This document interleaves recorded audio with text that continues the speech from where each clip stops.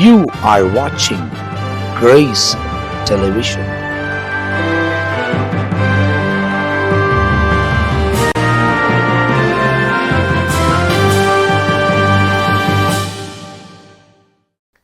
எனக்கன்பானவர்களே, இயேசுவின் நாமத்தில் வாழ்த்துக்கள். மீண்டும் ஒரு முறை ஆண்டுடைய வார்த்தையை நாங்கள் சொல்ல நீங்கள் கேட்க தெய்வம் பாராட்டின தயவுக்காக ஸ்தோத்திரம். இந்த நாட்களில் நான் கொடுக்கிற தொடர்ச்சியான செய்தி என்ன அப்படின்னு சொன்னால், தண்ணீரின் அனுபவம். அந்த தண்ணீரின் அனுபவத்தில் கடலாக இருக்கலாம், அந்த தண்ணீர் குளமாக இருக்கலாம், எப்படியோ இருக்கலாம். அதிலே ஆண்டவர் காட்டுகிற அற்புதம். அதை தான் இந்த கடந்த 2 செய்தியாக நீங்கள் பார்த்தீங்க. உங்களுக்கு பிரயோஜனமாக இருக்கும். இன்றைக்கும் உங்கள் பிரயாணத்திற்கு தடையாக இருக்கிற காரியங்களை ஆண்டவர் மாற்றுவார்.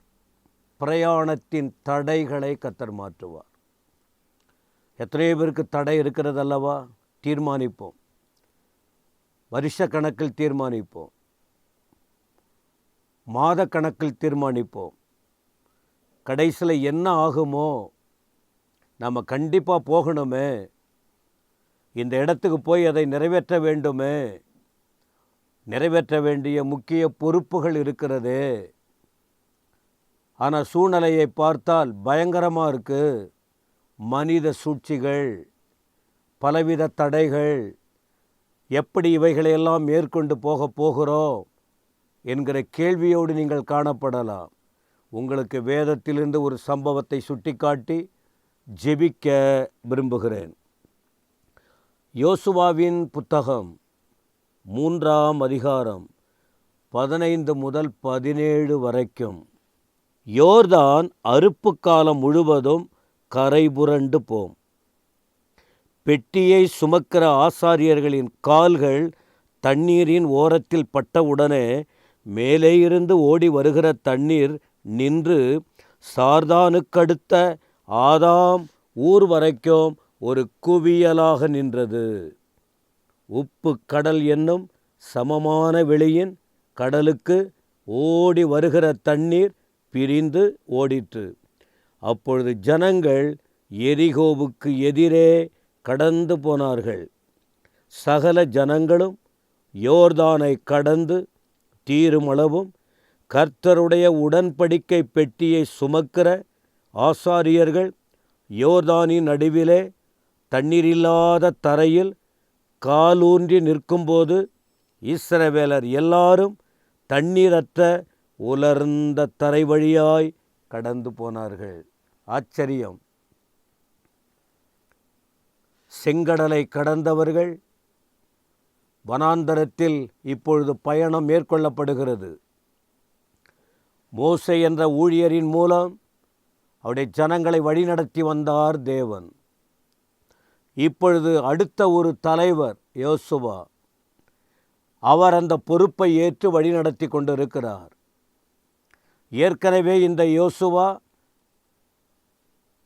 சிவந்த சமுத்திரத்தின் வழியாய் பிரயாணத்தில் வந்தவர்.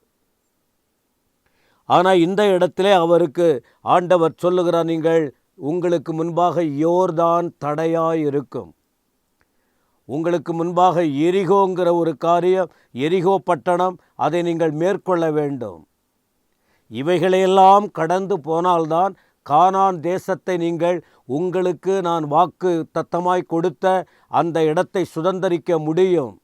பல தடைகள், பிரயாணத்தில் தடைகள்.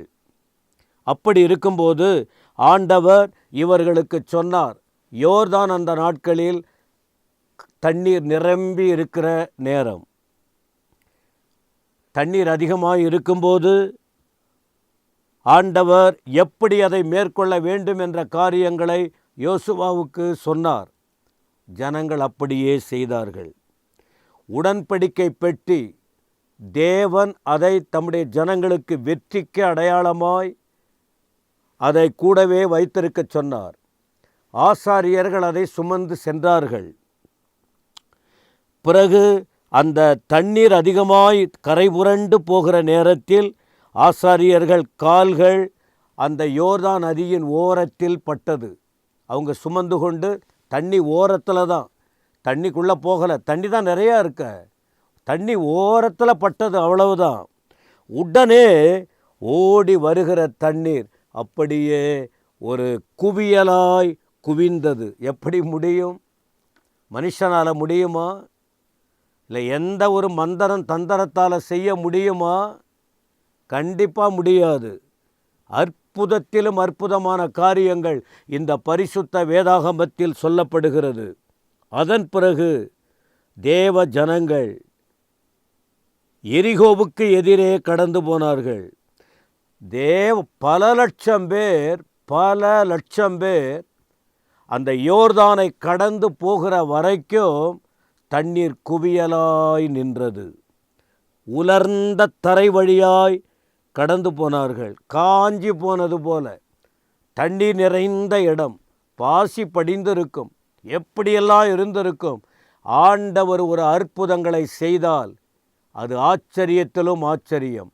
இந்த காலையில் இந்த வார்த்தைகளை கேட்கிற எனக்கு அன்பான சகோதர சகோதரிகளே, உங்கள் வாழ்க்கையில் உங்கள் பிரயாணம் அல்லது நீங்கள் மேற்கொள்ள இருக்கிற காரியம் எதுவாக இருக்கலாம். சூழ்நிலையை பார்க்கும்போது பயம் இருக்கும். மனிதர்களின் வார்த்தைகளை கேட்கும்போது இது எப்படி நடக்கும் என்கிற நிலையில் நீங்கள் காணப்படலாம். ஆனால் ஆண்டவர் சொன்னால் அது அப்படியே நடக்கும். இவர்கள் தேவ வார்த்தையை நம்பினார்கள், தேவ வார்த்தைக்கு கீழ்ப்படிந்து போனார்கள். இவர்களுக்காக தேவன் வாக்குத்தத்தம் கொடுத்திருக்கிறார். ஆனால் இவர்கள் பிரயாணப்பட வேண்டும், பிரயாசப்பட வேண்டும். அப்படி பிரயாணத்தில் கடந்து போகும்போது பிரயாசத்தின் நடுவில் பயங்கரமான இந்த சூழ்நிலை. ஆனால் தேவன் கூட இருந்தார். தேவ வார்த்தையை நம்பி போனார்கள். தேவன் அவர்களுக்கு அற்புதங்களை செய்தார். இப்போ இந்த செய்தியை கேட்கிற நீங்கள் எப்படிப்பட்ட நிலையில் இருந்தாலும், நான் பிரசங்கிக்கிற என் ஆண்டவர் இன்றைக்கும் உயிருள்ளவராயிருக்கிறார். இன்றைக்கும் அவர் வாக்கு மாறாதவராயிருக்கிறார். இன்றைக்கும் அவர் சொல் தவறாமல் நிறைவேற்ற வல்லவராயிருக்கிறார். நீங்கள் நாம என்ன செய்ய வேண்டும்? இந்த வார்த்தையை கேட்கிற நாம் தேவ பிரசன்னத்தில் இருக்க வேண்டும். தேவ சத்தியத்தின்படி செயல்பட வேண்டும். தேவன் சொல்லுகிறபடி கீழ்ப்படிய வேண்டும். ஒரே நம்பிக்கையோடு இருக்க வேண்டும். அப்படி இருந்தால் மனிதன் செய்ய வேண்டியது ஒன்றுமே இல்லை. இயற்கைக்கு அப்பாற்பட்ட காரியத்தை செய்கிறவர் அவர். ஆண்டவர் தான் செய்து முடிக்க முடியும். எனவே நீங்கள் நம்புறீங்களா? உங்கள் வாழ்க்கையில் இருக்கிற தடைகள் அது எங்கே மாறப்போகுதுன்னு யோசிக்கிறீங்களா? ஆண்டவரால் முடியும். ஜெபம் பண்ணுவோமா? எங்கள் பரலோக பிதாவை துதிக்கிறோம். இப்பொழுதும் இந்த வேதத்திலிருந்து ஒரு பகுதியை நாங்கள் பார்த்தோம். யோர்தான் நதி, எரிகோவுக்கு போகணும், தண்ணி அதிகமாக இருக்குது, எப்படி போக முடியும்? வேறு வழி இல்லை. உங்கள் வார்த்தையை அவர்கள் கேட்டார்கள், அப்படியே நடந்து போனாங்க. இயற்கைக்கு அப்பாற்பட்ட அற்புதத்தை நீங்கள் செஞ்சீங்க. உலர்ந்த தரை வழியாய் போய் அடுத்த எல்லைக்குள் போனார்கள். அதே போல இந்த உம்முடைய ஜீவனுள்ள வார்த்தைகளை கேட்கிற ஜனங்களுக்கும் ஒரு நம்பிக்கை பெருகட்டும், வளரட்டும், வார்த்தையில் நிலைத்திருக்கட்டும், உம்முடைய வார்த்தையை பிடித்து கொள்ளட்டும், உம்முடைய அற்புதத்தை பெற்று வாழட்டும். ஒருவேளை பயந்திருக்கிற ஜனங்கள் பயத்தை நீக்கி போடும், அற்புதங்களை செய்யும். உம்மால் கூடாத காரியம் ஒன்றுமில்லை. பெரிய காரியங்களை செய்வீர். இயேசு கிறிஸ்துவின் நாமத்தில் வேண்டிக் கொள்கிறோம் பிதாவே. ஆமேன், ஆமேன்.